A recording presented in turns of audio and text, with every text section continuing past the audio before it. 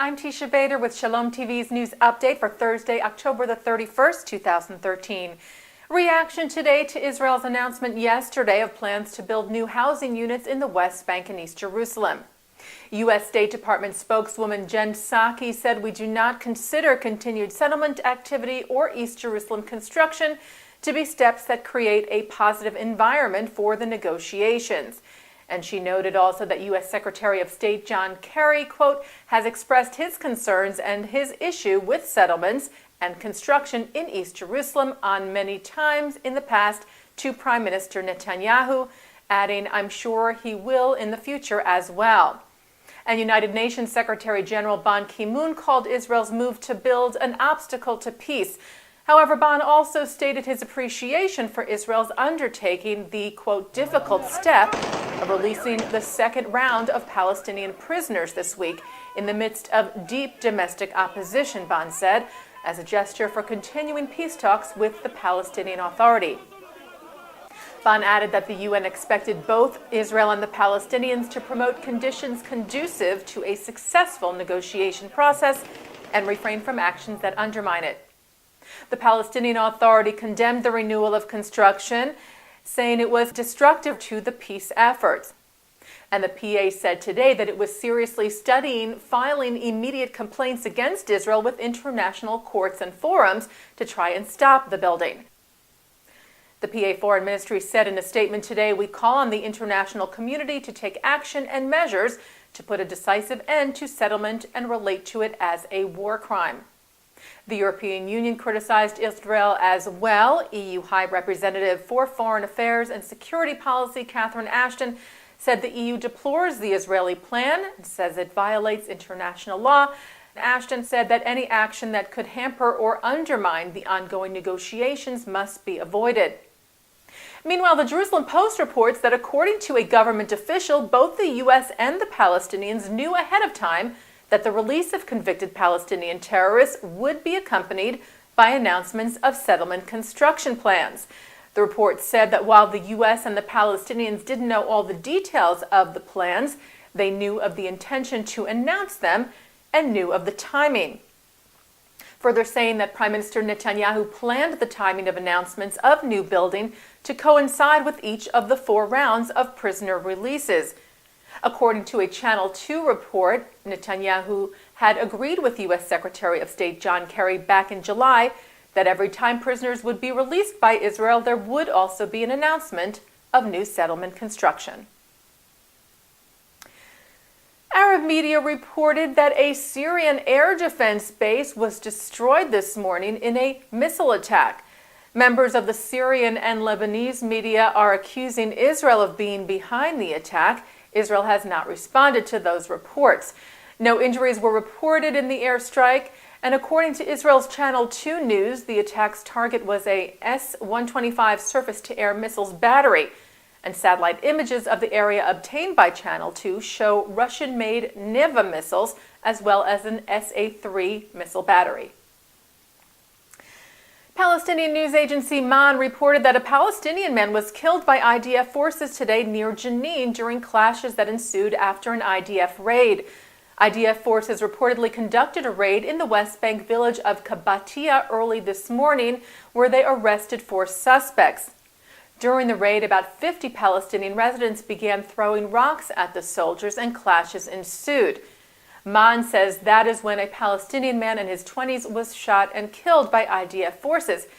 However, the IDF spokesman's office has not confirmed the report, and Ynet reports that the man was perhaps not killed by IDF forces, but rather under criminal circumstances. An exam conducted by Palestinian security forces suggests the man was brought to a medical center in Jenin at around 4 a.m. this morning. And according to the IDF, clashes with them and the Palestinians only began at around 5 a.m. German newspaper Bild reports that the head of the Nazi secret police Gestapo was buried in a Jewish cemetery in Berlin. The report cites director of the Memorial German Resistance Johann Tuchel, who told the paper that new documents found in various archives show that Müller was buried at the end of the war in 1945 in a mass grave of the Berlin Mitte Cemetery. though the reasons for the location of burial remain unclear. Teisha also rejected claims by Western intelligence agencies that Mueller had actually survived the war. Mueller was involved in the planning and execution of the Holocaust, and Adolf Eichmann was his immediate subordinate. Mueller was last seen in Hitler's bunker in Berlin on May the 1st of 1945. Dieter Grauman, who is president of the Central Council of Jews in Germany and a vice president of the World Jewish Congress, called the discovery that Mueller was buried in a Jewish graveyard horrific. Grauman said that one of the most brutal Nazi sadists is buried in a Jewish cemetery of all places is a terrible iniquity. A Jewish cemetery in South Africa was desecrated this past weekend. Vandals pushed over and shattered the headstones of 32 graves in the century-old cemetery in the city of Krugersdorp on Sunday. The Jewish community there was said to be in shock at the vandalism, saying that this was the first time in the community's history that any such incident occurred. Mark Kopman, who is vice chairman of the United Hebrew Institutions of Krugersdorp, told the Jerusalem Post that the Jewish community there had been established over 120 years ago and was once home to over 1,000 Jews, but that today has dwindled down to around 80 Jews. The incident was reported to the Board of Deputies, the representative body of South African Jewry, that was reportedly set to come out to the location and inspect the damage in the next few days. Former Chief Rabbi of Britain, Lord Jonathan Sacks, has plans to teach at 2 universities here in the U.S. Sacks retired last month from his chief rabbinic post and was replaced by Rabbi Ephraim Mervis. He has now been appointed the Kressel and Efrat Family University Professor of Jewish Thought at Yeshiva University, as well as the Ingeborg and Ira Rennert Global Distinguished Professor of Judaic Thought at New York University. Jewish author Francesca Siegel has been selected by Hadassah magazine as the 2013 recipient of the Harold U. Ribelow Prize.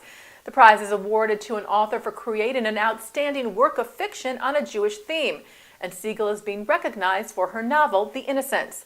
National President of Hadassah, Marcy Natan, said Ms. Siegel's extraordinary talent is evident to all who have read her first novel, and the world she has created of an English community still dealing with the ramifications of the Holocaust is truly remarkable.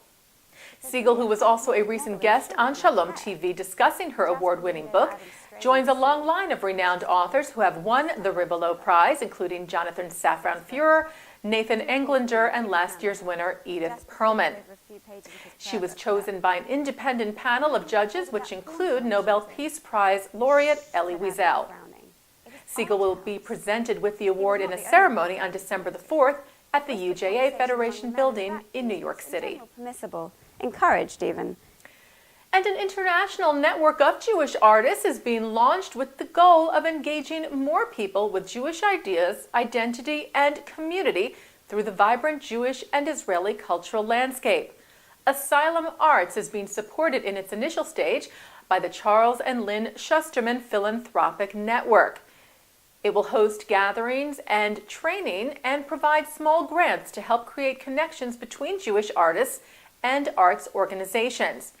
Director of Asylum Arts Rebecca Guber said empowering Jewish artists from around the globe to advance their professional careers and connections helps to broaden Jewish culture and the collective Jewish narrative in the world. I'll scatter the Jews amongst the And nations. finally, tonight on Shalom TV, senior lecturer of Jerusalem Online University, Rabbi Ken Spiro, joins Mark Golub on L'chaim to talk about the unique values of the Jewish tradition and the challenges facing Jewish life today. That's tonight on L'chaim at 9 p.m. here on Shalom TV and ShalomTV.com.